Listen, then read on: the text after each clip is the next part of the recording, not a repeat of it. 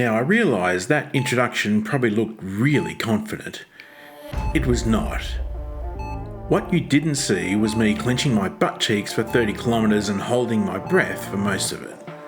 Because this bike is not Maximus.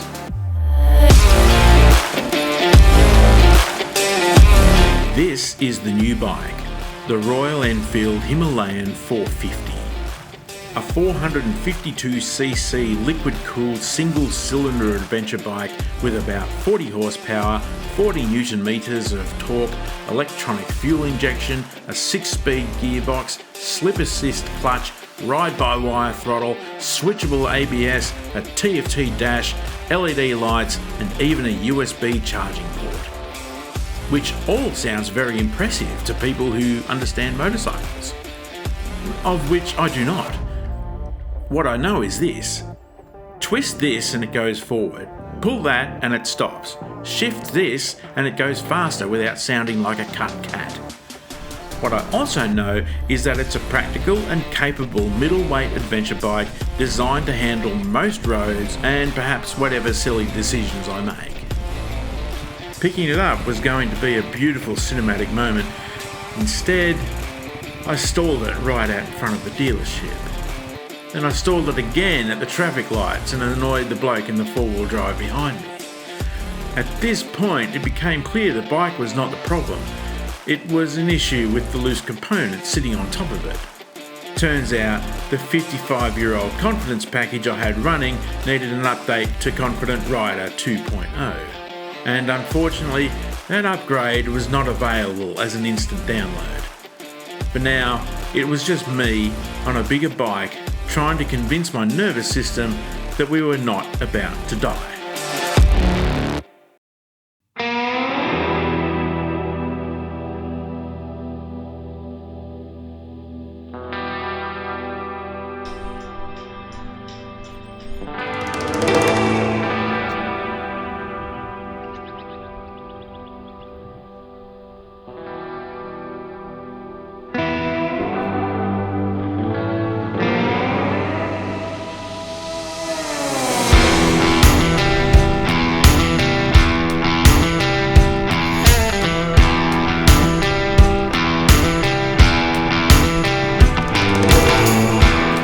Found my way to an industrial estate.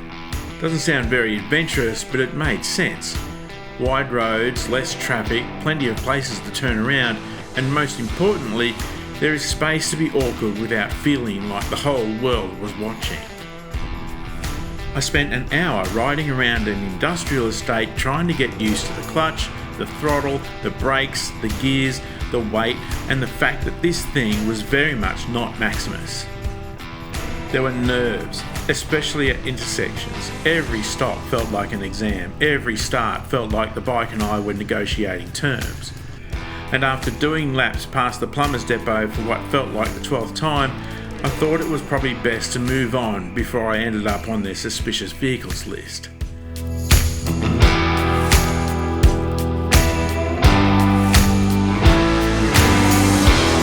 Confidence is not built by staying perfectly comfortable. It's also not built by throwing yourself into something so overwhelming that your nervous system goes into full disaster mode. There is some middle ground, and I like to call this the stretch zone. It's a place where a task is uncomfortable but still within reach. That is where confidence starts to grow, not because you suddenly feel brave, but because your brain starts collecting evidence that you can stop, that you can start, and that you can go through an intersection without dying. Every little piece of evidence collected becomes another progress bar on the software update. But sometimes that installation needs a little technical support.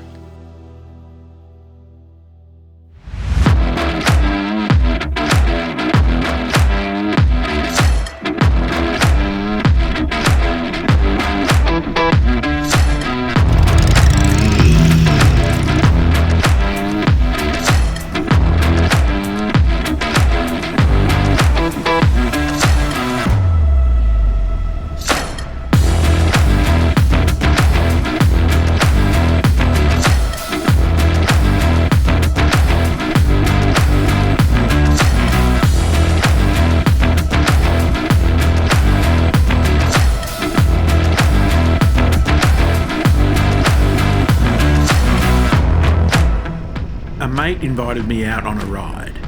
He was on his Harley, calm, settled, comfortable, cool.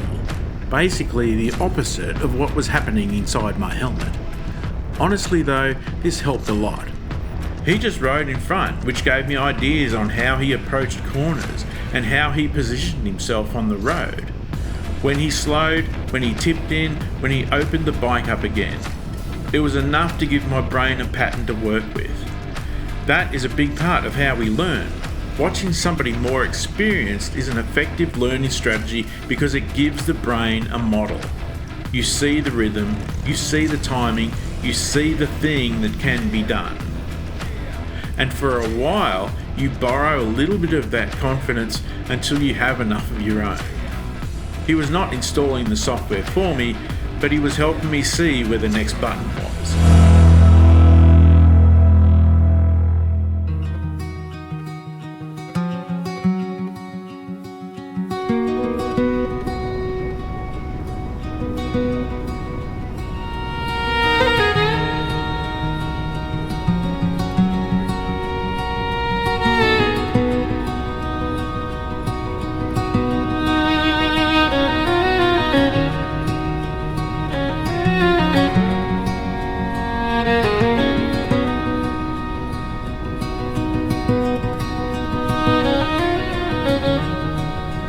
But borrowed confidence is only useful if it helps you take the next step yourself.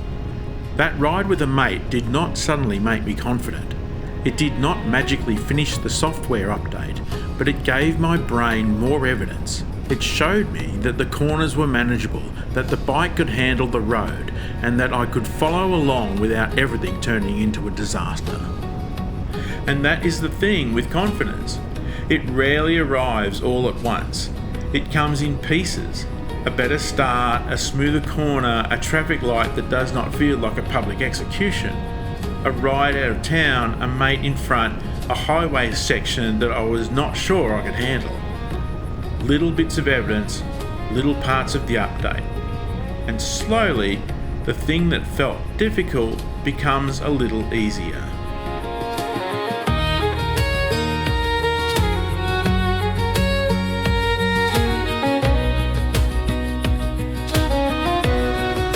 You can get all the new things you like. The new bike, the new job, the new relationship, a new version of yourself even. But you are still running an operating system shaped by old habits, old fears, old evidence, and old stories about what you can and cannot do. Hardware can change overnight. The software in the brain takes a little longer. Confidence does not come pre-installed. It has to be built through practice, small risks, awkward starts, and moments where you do the thing before you feel fully ready. That is true on a motorbike, and it is probably true for most things. The bike was ready, I was not, but that is okay, I got on anyway. If the new thing in your life gives you a bit of room to be awkward while you figure it out, well, you might already be halfway there. And that seems like a pretty good place to start.